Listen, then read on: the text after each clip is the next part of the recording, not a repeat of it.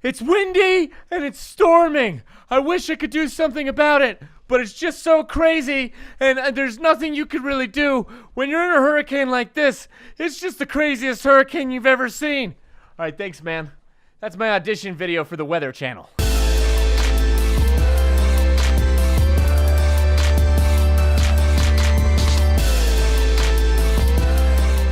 I'm Chris Wineland, and this is the Monologue Show. As you know, Hurricane Florence has reached the Carolinas, and our prayers are with everyone affected by it, including the career of the weatherman who pretended the wind was more powerful to him than it really was. It's not all bad news, though. He did get a job offer at CNN. People affected by Hurricane Florence are being sent 200,000 cans of water by Coors Beer. In reply, the people said, "Thanks so much for the Coors Light, but next time, could you just send regular beer?"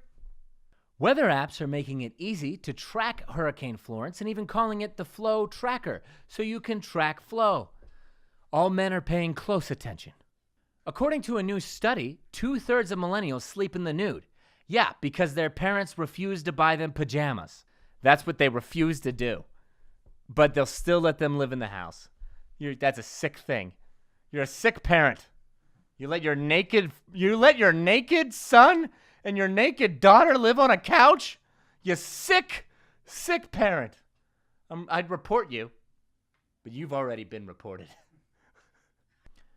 Everybody went crazy when Kanye West tweeted out 2024. When asked if he planned to run for office, he said, "Close. That's the year I plan to register to vote." The year is 2024, and everybody's naked on the couch. Top companies are getting rid of the college degree requirement for applicants, which is just going to make the whole world less creative, because that's one less lie you get to tell on your resume. A novelist who wrote an essay titled "How to Murder Your Husband" was charged with murdering her husband. I mean, come on, lady. At least OJ put a little subtlety in the title of his book. Police in Long Island discovered a crack pipe vending machine that was disguised as a pen dispenser. People quickly realized that it was not actually a pen dispenser, because when they would try to use the pen to write a paper, they would wake up in a dumpster with chapped lips. A Kentucky town mourns the death of their first female mayor, who also happens to be a dog. That's right, a dog. A story like this doesn't happen every day, so that's why we're going to give you not just one punchline, but a whole bunch. Because how could you avoid that? And we're going to do it in our new segment titled, I mean, come on, it's a dog who's a mayor. Like, what did you expect us to do? Nothing? Like all the rest of the late night hosts? Are you kidding me? No, we're not like them. We're not just going to focus on Trump for the ratings, but jokes on you, old late night hosts, because this joke is gold. It's gold, I tell you. A Kentucky town mourns the death of their mayor, who's also a dog. The only one in the town not to mourn, their sheriff, Mr. Whiskers. For a dog to get elected mayor, it shows what happens when nobody votes, or when everybody votes.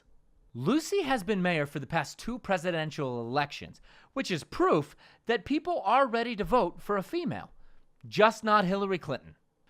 It's also proof that people are ready to vote for a dog, just not Hillary Clinton. Lucy, although a great dog and a great mayor, always had a tendency to bark orders. She was a glamorous mayor. Her hair always looked great. Her nails were done. She smelled great. Man, PetSmart did an awesome job. And that's the segment. Let us know what your favorite dog joke is.